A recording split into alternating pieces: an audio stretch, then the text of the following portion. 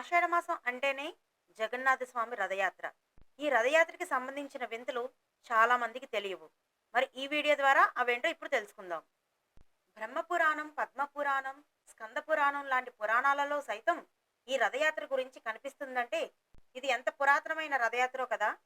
ప్రపంచంలో ఏ గుడిలోనైనా ఊరేగింపుకి ఉత్సవ విగ్రహాలను మాత్రమే వాడతారు.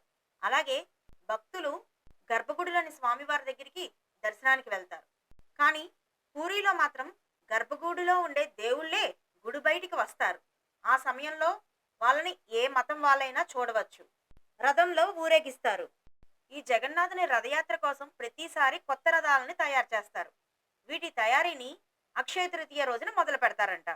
జగన్నాథుడి కోసం తయారు చేసే రథాన్ని గరుడ ధ్వజం అని, బలభద్రుని కోసం తయారు చేసే రథాన్ని తాళధ్వజం అని, సుభద్ర కోసం తయారు చేసే రథాన్ని దేవదాలన అని పిలుస్తారు.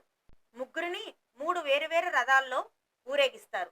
ఈ రథాలని తయారు చేసేందుకు కొన్ని లెక్కలు ఉంటాయంటండి.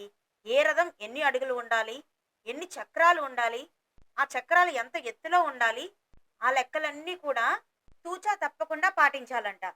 రథాన్ని తయారు చేసేందుకు ఎన్ని చెక్క ముక్కలు వాడాలో కూడా లెక్క ఉంటుందంట. ఈ లోకంలో ఎంతో మంది రాజులు ఉండొచ్చు కానీ పూరికి మాత్రం రాజు జగన్నాథుడే. అందుకు గుర్తుగా పూరీ రాజు జగన్నాథుని రథయాత్ర మొదలయ్యే ముందు ఆ రథం ముందర బంగారు చీపురుతో ఊడుస్తారు. రథయాత్రలు అంటే ఊరంతా తిరిగి చివరికి గుడికే చేరుకుంటాయి. కానీ జగన్నాథ రథయాత్రలో మాత్రం జగన్నాథుడికి గుండీచా అనే అత్తగారు ఉన్నారు. ఆవిడ ఉండే గుడి పూరి ఆలయానికి ఓ 2 కిలోమీటర్ల దూరంలో ఉంటుంది. జగన్నాథుడు 9 రోజుల పాటు ఆ ఆలయంలోనే ఉంటాడు. తిరిగి ఆషాఢ మాసంలోని 10వ రోజును అంటే దశమి రోజున తిరిగి పూరి గుడికి చేరుకుంటారు. జగన్నాథుడు గుండీచా ఆలయం నుంచి తిరిగి వచ్చే యాత్రని బహుదయాత్ర అంటారు.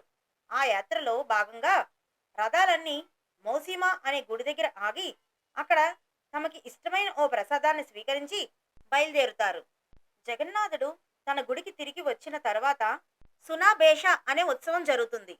అంటే దేవుడి విగ్రహాలను బంగారు ఆభరణాలతో దాదాపు 208 కిలోల బరువు ఉన్న నగలతో అలంకరిస్తారు.